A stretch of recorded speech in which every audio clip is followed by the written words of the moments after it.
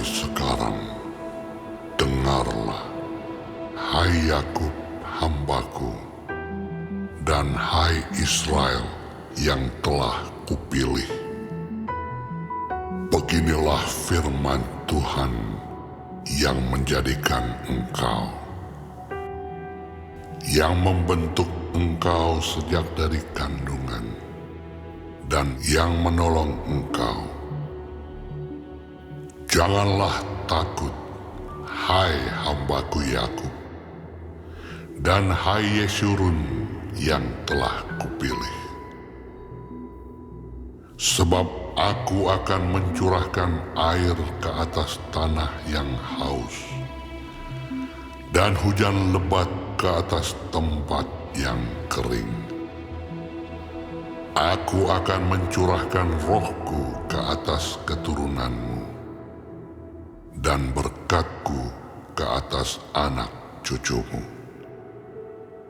Mereka akan tumbuh seperti rumput di tengah-tengah air, seperti pohon-pohon gandarusa di tepi sungai. Yang satu akan berkata, "Aku kepunyaan Tuhan." Yang lain akan menyebut dirinya dengan nama Yakub, dan yang ketiga akan menuliskan pada tangannya, "Kepunyaan Tuhan," dan akan menggelari dirinya dengan nama Israel. Beginilah firman Tuhan, Raja dan Penebus Israel, Tuhan semesta alam. Akulah yang terdahulu, dan akulah yang terkemudian. Tidak ada Allah selain daripadaku. Siapakah seperti aku? Biarlah ia menyerukannya. Biarlah ia memberitahukannya dan membentangkannya kepadaku. Siapakah yang mengabarkan dari dahulu kala hal-hal yang akan datang, apa yang akan tiba? Biarlah mereka memberitahukannya kepada kami. Janganlah gentar dan janganlah takut, sebab memang dari dahulu telah kukabarkan dan kuberitahukan hal itu kepadamu. Kamulah saksi-saksiku. Adakah Allah selain daripadaku? Tidak ada gunung batu yang lain. Tidak ada kukenal.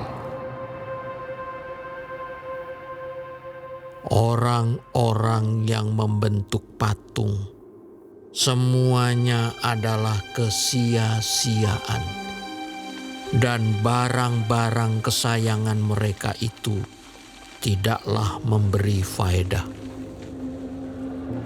Penyembah-penyembah patung itu tidaklah melihat dan tidaklah mengetahui apa-apa. Oleh karena itu, mereka akan mendapat malu. Siapakah yang membentuk Allah dan menuang patung yang tidak memberi faedah? Sesungguhnya, semua pengikutnya akan mendapat malu, dan tukang-tukangnya adalah manusia belaka. Biarlah mereka semua berkumpul dan bangkit berdiri. Mereka akan gentar dan mendapat malu bersama-sama. Tukang besi membuatnya dalam bara api dan menempanya dengan palu. Ia mengerjakannya dengan segala tenaga yang ada di tangannya. Bahkan ia menahan lapar sehingga habislah tenaganya, dan ia tidak minum air sehingga ia letih lesu. Tukang kayu merentangkan tali pengukur dan membuat bagan sebuah patung dengan kapur merah. Ia mengerjakannya dengan pahat dan menggarisinya dengan jangka. Lalu ia memberi bentuk seorang laki-laki kepadanya, seperti seorang manusia yang tampan, dan selanjutnya ditempatkan dalam kuil. Mungkin ia menebang pohon-pohon aras, atau ia memilih pohon saru, atau pohon tarbantin, lalu membiarkannya tumbuh menjadi besar di antara pohon-pohon di hutan. Atau ia menanam pohon salam, lalu hujan membuatnya besar. Dan kayunya menjadi kayu api bagi manusia, yang memakainya untuk memanaskan diri. Lagi pula ia menyalakannya untuk membakar roti.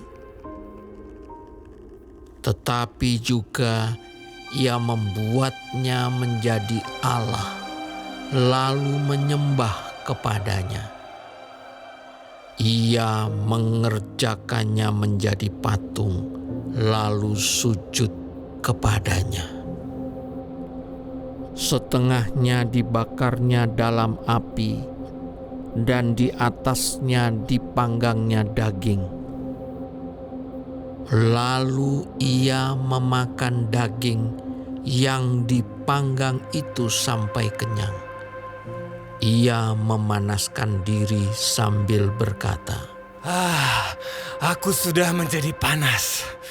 Aku telah merasakan kepanasan api. Dan sisa kayu itu dikerjakannya menjadi Allah, menjadi patung sembahannya. Ia sujud kepadanya, ia menyembah dan berdoa kepadanya, katanya, Tolonglah aku, sebab Engkaulah Allahku. Orang seperti itu tidak mengetahui apa-apa dan tidak mengerti apa-apa, sebab matanya melekat tertutup sehingga tidak dapat melihat, dan hatinya tertutup juga sehingga tidak dapat memahami. Tidak ada yang mempertimbangkannya, tidak ada cukup pengetahuan atau pengertian untuk mengatakan, setengahnya sudah kubakar dalam api, dan di atas baranya juga sudah kubakar roti. Sudah kupanggang daging lalu kumakan. Masakan sisanya akan kubuat menjadi dewa kekejian. Masakan aku akan menyembah kepada kayu kering. Orang yang sibuk dengan abu belaka disesatkan oleh hatinya yang tertipu. Ia tidak dapat menyelamatkan jiwanya atau mengatakan, bukankah dusta yang menjadi peganganku? Ingatlah semuanya ini, hai Yakub, sebab engkaulah hambaku, hai Israel. Aku telah membentuk engkau. Engkau adalah hambaku, hai Israel. Engkau tidak kulupakan. Aku telah menghapus segala dosa pemberontakanmu.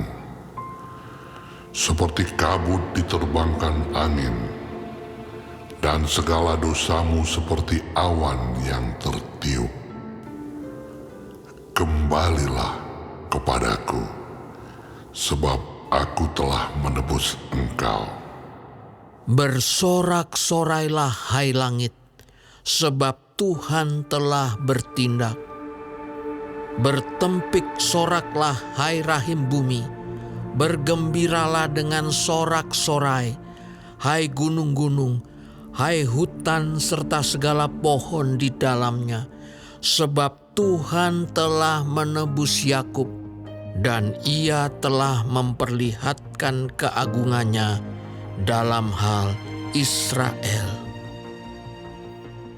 Beginilah firman Tuhan, penebusmu, yang membentuk engkau sejak dari kandungan.